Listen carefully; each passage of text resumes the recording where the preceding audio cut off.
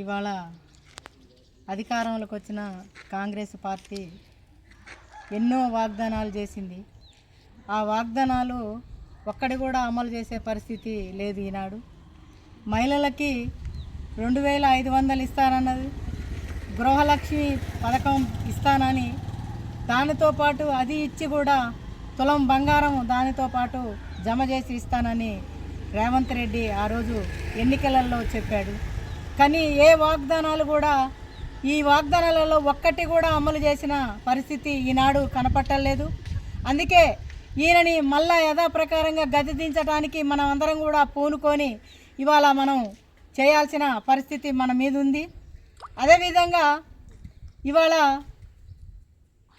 నరేంద్ర మోడీ కూడా నల్ల చట్టాలను తీసుకొచ్చి మన మీద, కార్మిక సంఘాల మీద, రైతు సంఘాల మీద కూడా ఆయన రుద్దుతున్నాడు.